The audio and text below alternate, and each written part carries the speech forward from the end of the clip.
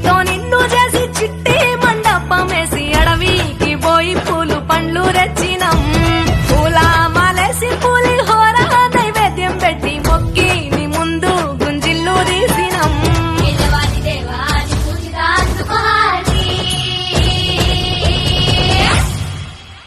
గజనన Ganapati గజముకుడే